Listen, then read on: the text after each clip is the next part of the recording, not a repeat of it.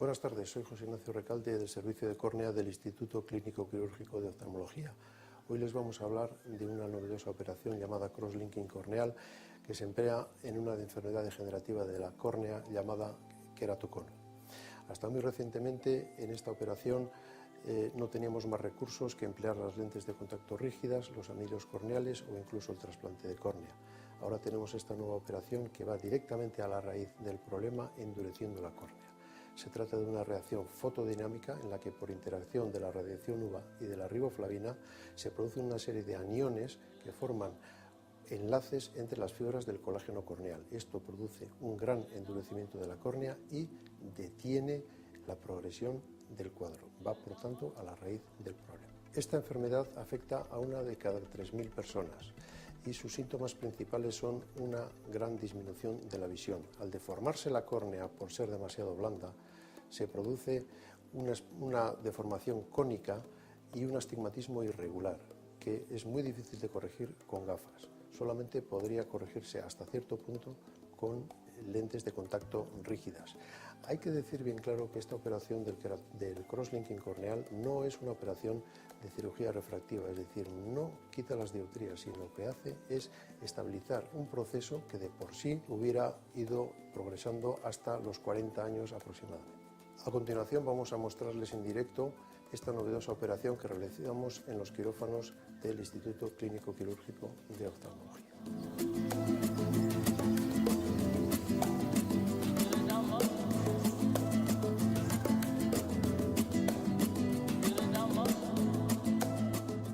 Estamos preparando el campo operatorio. La intervención debe hacerse en condiciones de esterilidad total. Previamente hemos instilado unas gotas de un colirio anestésico para que sea total y absolutamente indolora. Vamos a colocar un blefarostato.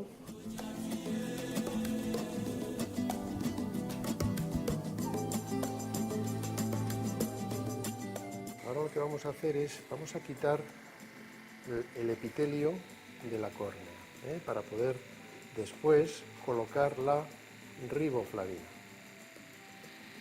Lo hacemos con este instrumento que se llama el cepillo de Amoils y lo que hace es quitar el epitelio para que la riboflavina se vaya impregnando mejor. Bien, ya tenemos esta primera parte hecha, realizada, y a continuación vamos a pasar a medir el espesor de la córnea, el espesor corneal.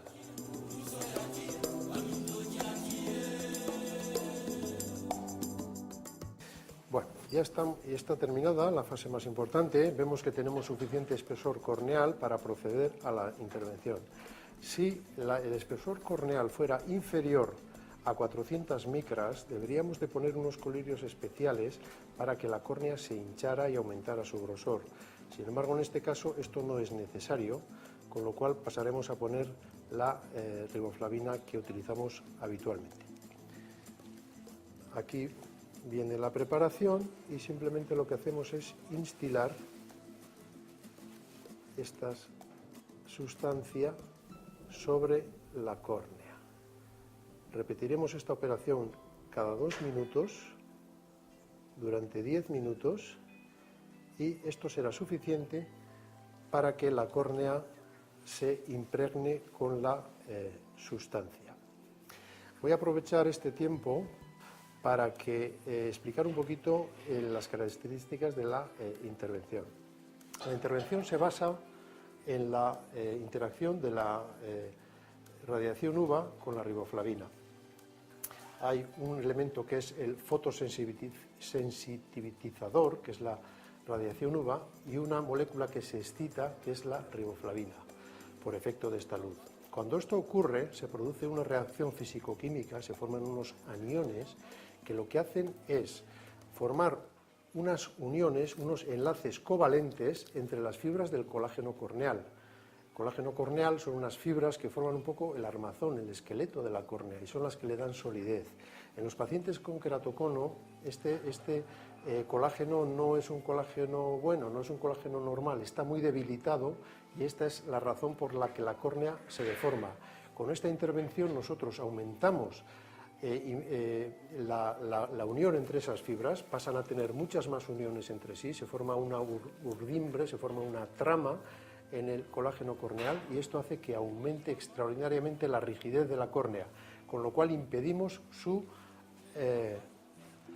deformación, que sería la que luego, como he dicho antes, produciría el astigmatismo irregular y la caída de la visión.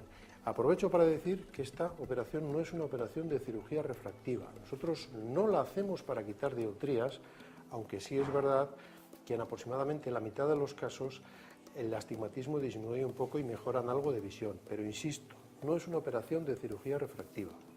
Simplemente lo que se pretende aquí es parar la progresión del cuadro, estabilizar la córnea. Cada 2 minutos el aparato nos avisa cuando tenemos que hacer las instilaciones. Nosotros ponemos la anestesia en forma tópica, en forma de colirio, y no molesta absolutamente nada. Algunos, al final, nos dicen que la luz le puede molestar algo. En ese caso lo que hacemos es poner un poquito más de anestesia e insisto que es totalmente indolora. Incluso en el posoperatorio puedes notar algo de molestia por la noche, pero no suele ser una cosa insoportable ni mucho menos, ¿eh? Y incluso además te daremos algún analgésico para que puedas tomar en caso de que estuvieras verdaderamente molesta. El primer paso de la intervención ha consistido en quitar el epitelio, en desepitelizar. Claro, eso duele, eso es doloroso una vez que pasa el efecto de la anestesia. Para que el dolor sea el mínimo, lo que se hace es colocar una lente de contacto blanda, no por graduación, no por nada que ver con quitar dioptrías, sino simplemente para que haga una función de vendaje. Esto disminuye muchísimo las molestias postoperatorias. El paciente puede hacer una vida prácticamente normal pues desde el día siguiente o a los 2 días como mucho, depende un poco de la sensibilidad que pueda tener a las molestias posoperatorias, pero realmente al segundo día no hay mayor problema. Al cabo de una semana, que es cuando ya el epitelio se vuelve a reproducir y a cerrar la herida, en ese momento nosotros quitamos la lente de contacto y el epitelio pues ya, digamos, ha cerrado la herida. Pero ese epitelio, digamos que no está, ¿cómo diría yo?, no está planchado, son unas células que todavía son un poquito rugosas, con lo cual la capacidad visual o la calidad visual a la semana todavía no es la que era previamente a la cirugía. Al mes, casi en todos los casos, estamos en los niveles previos, y a los 6 meses, que es cuando estamos dando el alta habitualmente de estos procedimientos, en más de la mitad de los casos se observa una mejoría de la agudeza visual, aunque insisto y repito que esto no es una operación de cirugía refractiva. He comentado antes que esto se utiliza para el queratocono, este procedimiento, pero también es un procedimiento muy adecuado para las ectasias post-LASIK, es decir, aquellas deformaciones de la córnea que se producen después de las operaciones de miopía. Cuando, por el motivo que sea, hemos debilitado demasiado la córnea o por cualquier otro motivo esa córnea operada es incapaz de mantener su forma, esta operación es muy adecuada para tratar a esos pacientes. De hecho, lo hemos hecho en algunos casos con buenos resultados, obteniendo estabilización. He comentado también al principio que esta operación va a la raíz, al origen del problema. No es como otras operaciones que lo que hacen es, por ejemplo, en la queratoplastia, sustituir una córnea que estaba enferma por una córnea de trasplante. Esto es un poco lo que se hacía antes y hoy en día también en algunos casos. Y otra posibilidad también sería la introducción de anillos corneales dentro de la córnea. La córnea estaría debilitada y nosotros lo que introduciríamos seríamos unos anillos, unos semicírculos de material plástico para, de alguna manera, darle rigidez. Esto mejora la forma de la córnea, puede hacer que incluso se puedan adaptar lentes de contacto, pero realmente no va a la raíz del asunto. La córnea sigue siendo blanda, sigue estando reblandecida, a pesar de que nosotros tratemos de fijarla añadiéndole un soporte. Nosotros hasta hace relativamente unos meses hacíamos el sistema antiguo que era de luz pulsada. Era una gran operación, pero era una operación que duraba más de 1 hora, entonces los pacientes acababan muy aburridos. Ahora lo que hacemos es lo mismo, pero utilizamos un sistema de luz pulsada, en el cual lo que ocurre es que la luz, cuando está en on, digamos que hace su efecto, pero lo hace sobre una córnea que está cargada de oxígeno, y por lo tanto la reacción es mucho más efectiva. Con este sistema de on-off aprovechamos solamente la vía rápida de la radiación UVA riboflavina. Y es por eso, porque solamente estamos actuando cuando la córnea está cargada de oxígeno. Es, por lo tanto, mucho más efectiva y mucho más corta. Hemos pasado de más de 1 hora de intervención a unos 25 o 30 minutos, viene siendo suficiente, con unos excelentes resultados. Estamos francamente muy contentos con esta innovación, con esta mejoría del procedimiento que se llaman los tratamientos con luz pulsada. En esta fase de la intervención lo que hacemos es asegurarnos de que el colorante ha penetrado en la córnea de manera suficiente. Es decir, que las capas de la córnea están suficientemente embebidas con el colorante. La impregnación de la córnea por la riboflavina es una parte fundamental del procedimiento, porque es la que va a facilitar la reacción fotodinámica. Si no hay riboflavina, la luz ultravioleta no puede hacer la reacción y por lo tanto no existiría crosslinking. Es totalmente mandatorio asegurarse de que la riboflavina ha penetrado en la córnea, en las capas de la córnea.